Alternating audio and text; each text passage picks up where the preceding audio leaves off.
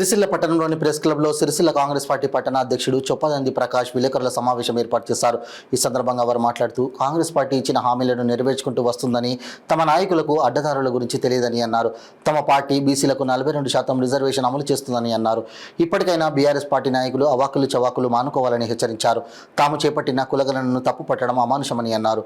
ఈ కార్యక్రమంలో కాంగ్రెస్ పార్టీ పట్టణ అధ్యక్షులు చొప్పదండి ప్రకాష్, ఎస్ఎస్ఎల్ జిల్లా అధ్యక్షులు ఆకునూరి బాలరాజు, రాగుల జగన్, కల్లూరి చందన, నేరేల శ్రీకాంత్ గౌడ్, భీమారపు శ్రీనివాస్, చెన్నమనేని కమలాకర్ రావు, గుండ్లవల్లి గౌతమ్, గడ్డం కిరణ్ తదితరులు పాల్గొన్నారు.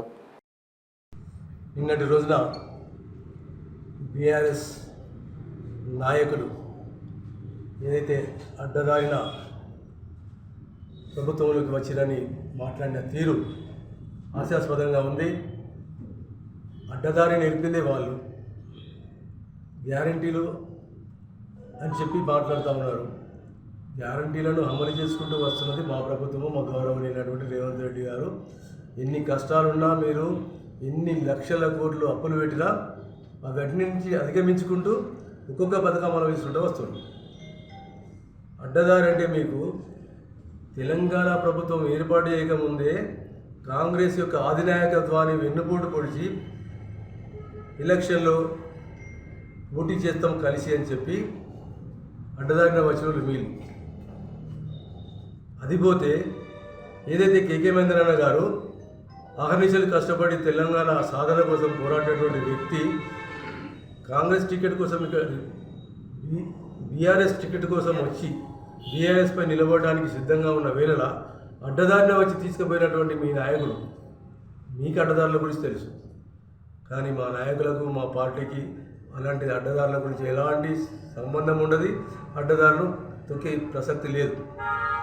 ఈరోజు ఎంత కష్టం ఉన్నా, ఇంత అప్పుల ఊబిలో కూరుకుపోయినా నిన్నటికి మొన్న రైతు బంధు కూడా అమలు చేయడం జరిగింది. ప్రతి ఒక్కటి నిష్పక్షపాతంగా విడతల వారీగా అమలు చేస్తామని మా గౌరవ ముఖ్యమంత్రి రేవంత్ రెడ్డి గారు ఆదేశాలు కష్టపడుతూ ఉన్నారు. మా మంత్రివర్యులైనటువంటి పొన్నం ప్రభాకర్ గారు, అలాగే శ్రీధర్ బాబు గారు మన యొక్క రిజర్వేషన్ల గురించి ముఖ్యంగా పొన్నం ప్రభాకర్ గారు కులగణన అనేది చేపట్టి కనీవిని ఎరుగని విధంగా కులగణన చేయించినటువంటి గొప్ప వ్యక్తి. మీరు ఒకే రోజు కులగణన చేపించి దాన్ని సంచిలో దాచిపెట్టుకున్నారు. మీరు అలాంటిది కులగణన చేసిన వ్యక్తులనే మీరు విమర్శిస్తున్నారు. ఈరోజు మా పార్టీ 42% బీసీలకు రిజర్వేషన్ స్థానిక సంస్థలు ఇస్తామన్నది. మరి మీరు అదే మాట మీద కట్టుబడి ఉండి 42% బీసీలకు రిజర్వేషన్ ఇస్తారా? ఏదైతే మా పార్టీ అమలుపరుస్తుందో 42% బీసీలకు, మీ పార్టీ కూడా అదే ప్రకారంగా 42% బీసీలకు రిజర్వేషన్ ఇవ్వాలి అని చెప్పి మీరు ఇక ముందు ఇలాంటి అవాకులు చెవాకులు మాట్లాడదని కోరుతా ఉన్నాం.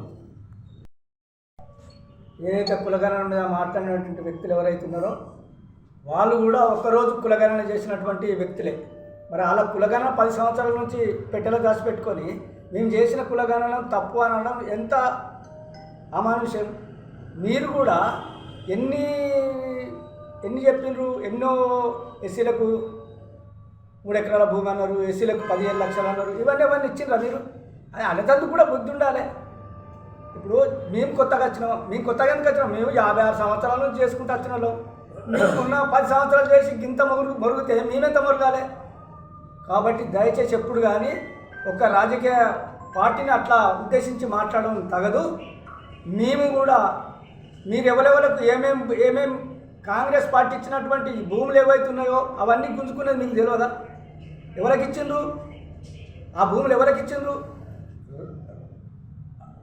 ఎస్సీల దగ్గర గుంజుకున్న భూములు గవర్నమెంట్ అవసరాలు తీసుకోవాలి తప్ప మొత్తం మీరు మీ అనాథులకు అందరికి ఇచ్చుకున్నటువంటి వ్యక్తులు. మీరు ఎస్సీల భూములు తీసుకుపోయి ఇందిరమ్మ ఇచ్చినటువంటి భూములను అన్నీ కూడా తీసుకొని మీరు అందరూ కూడా మీ అనుయాయులకు, మీ దగ్గర ఉన్న వాళ్ళకు, సంఘాలకు ఇచ్చుడు సమంజసం కాదు. అందుకే మా ఎస్సీలు, మేము ఇప్పుడు ఎస్సీ కులగణన కూడా మా రేవంత్ రెడ్డి గారు చెప్పడం జరిగింది. మేము ఎస్సీలము, మా కులగణన ఎప్పుడైతే మాకు మద్దతు ఇచ్చిండో రేవంత్ రెడ్డి గారు సభలో చెప్పినటువంటి మా రేవంత్ రెడ్డి గారు, శాసనసభలో చెప్పినటువంటి మా రేవంత్ రెడ్డి గారికి వెనుకపోలేదు.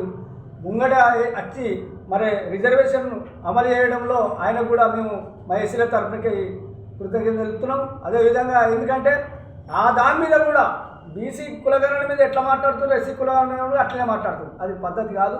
చేసిన వాళ్ళు ఎప్పుడైతే మొదలు పెట్టిరో దాన్ని ఇంకా సాగరించే ప్రయత్నం చేయాలి తప్ప మీరు కూడా దానికి అది చేయలేదు, అది పద్ధతి కాదని చెప్పడం సమంజసం కాదు. ఒక్కరోజు కులగణన చేసినటువంటి వ్యక్తులు మీరేమన్నా 10 సంవత్సరాలు చేసి పెట్టినా చేయలేదు.